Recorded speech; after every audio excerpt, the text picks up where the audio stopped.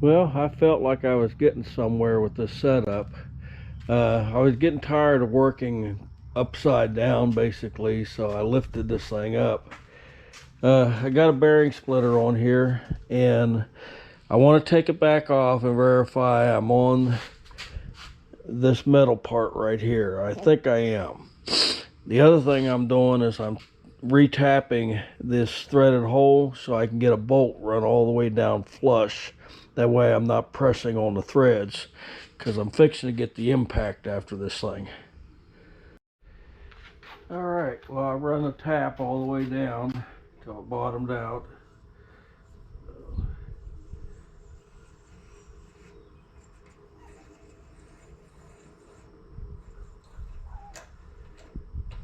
the thread should be good now.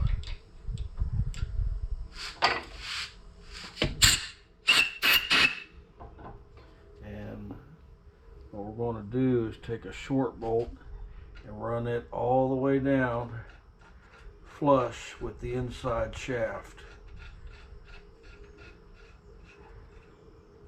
That way I'm not pushing on the threads. So, like I said, I'm more or less evaluating my setup. So, yeah, I sharpened the, clean the edges of the puller up, the bearing splitter, and it's going to go right in here. And there was a little gap there, so what I'm making sure now that I'm not pulling on the plastic part here, but I'm actually on the metal here. So I'm going to reassemble the puller and get this thing set up, and I'm going to hit it with an impact, because I was pulling on it and I actually got a little bit of gap here. And yeah, I think it was working, but I didn't want to use the impact till I verified the setup, chased the threads, and made sure I do have, you know, I'm biting on metal now. Alright, so we're going to start with the mini impact. I've got everything pretty much set. I've already tried this with a ratchet, and I got this far with it, so here we go.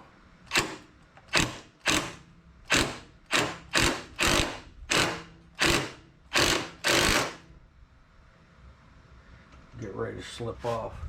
I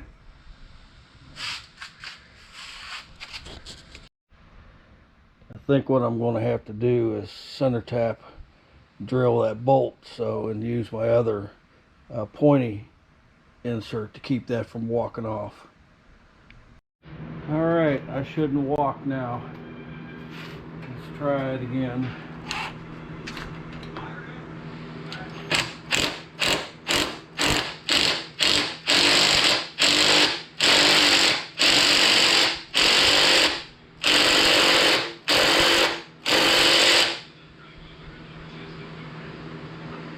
Alright, I got this guy set on number 2.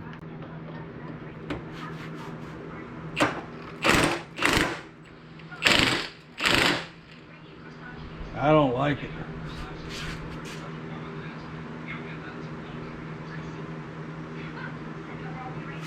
It looks like it's pulling straight.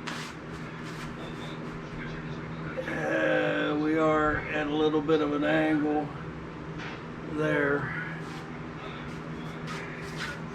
I want to back off and double check everything.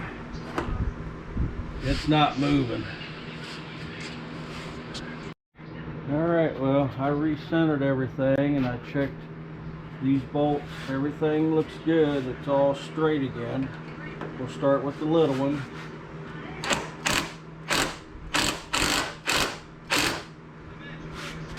Wanting to pull this way.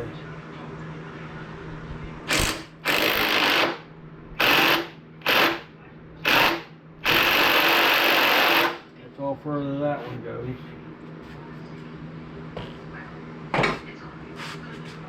Yeah, it's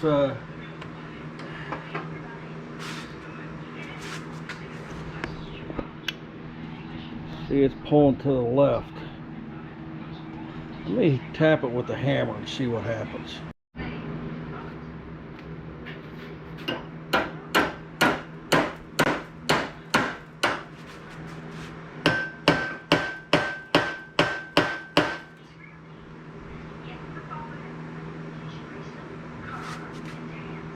it's not budged. Let me back this off.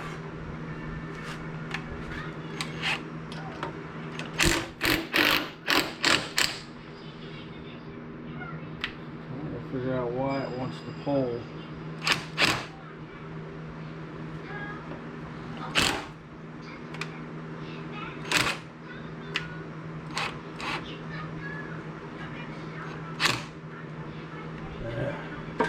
And bring you back. I'm going to reposition this because it's wanting to pull to the left, and then that'll give me a chance to check out behind it. I don't know if you can see that, but it's squeezing the metal there. So I'm going to reposition to where I'm pulling right here now.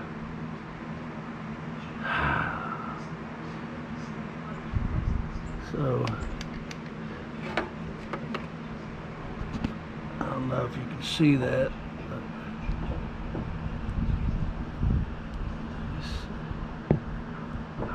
Alright, so we're going to reposition the puller to where I'm on that high spot right there. Alright, we're repositioned. I put some spacers on here so I can get them tighter. Still, steering wheel can still move, and this is staying still. Yeah, I wasn't able to drill the bolt out, so what I did, I got some threaded rod and then basically put a double nut on it and left this one high, so that way my center point doesn't walk. Alright, I'm going to try this again. Alright, I'm about as centered up as I can get.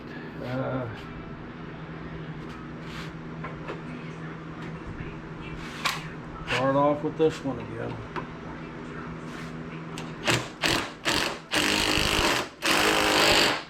Yes, he's walking that way now.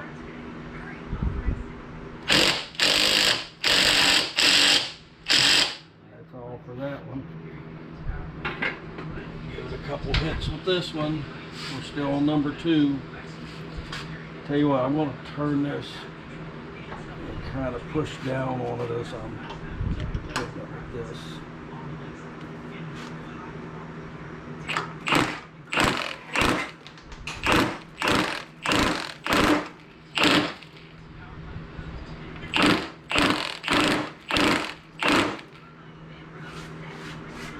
Yeah, we're walking pretty bad. Alright guys, I'm probably going to ask for suggestions at this point. I'm afraid to try heat, but maybe if I put heat like right down in the threaded hole and just heat the metal part up. I really don't want to mess the plastic up, but it looks like the steering and all the metal is just surrounded with the plastic. So I don't know what that would do if I heat the center up and spray PB in there while it's hot. I don't know. It's stuck, guys. Alright, I found one more high spot. I want to try this one more time because I can't think of any other options to use.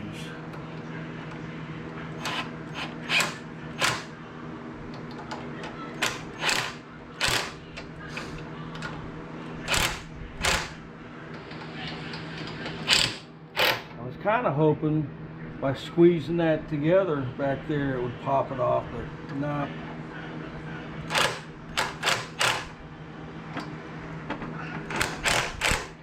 I'm really trying to avoid the dash.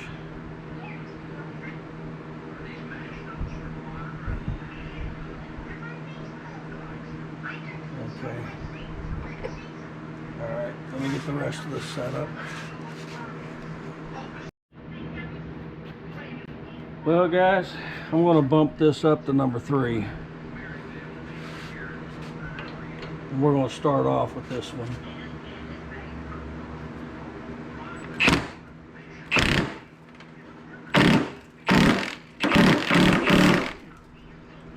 say we going cattywampus again. I don't know.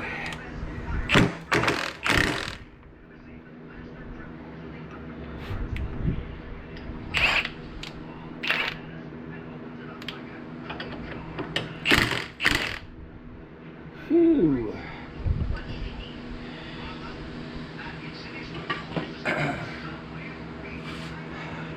All right. I ain't got a plan B. Well, looking underneath of here, yeah, we're not going to get the bottom of that off very easily. Try to pull it out that way. So yeah, that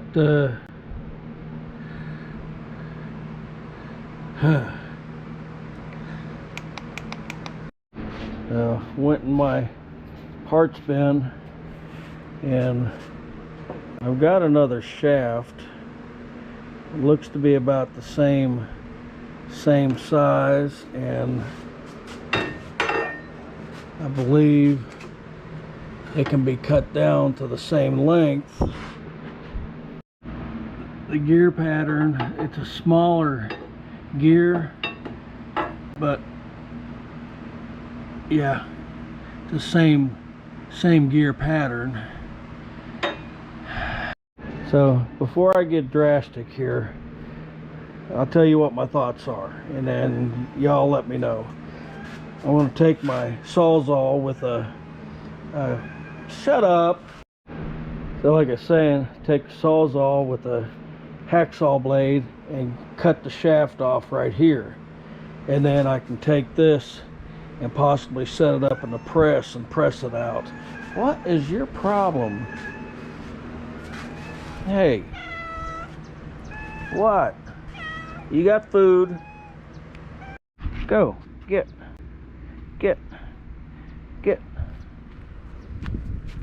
go. So, since I was rudely interrupted, I'll start this again. I'm thinking about cutting this off with the Sawzall, and then maybe be able to press that out in the press, and then either have my neighbor help me weld this piece back on. I don't know.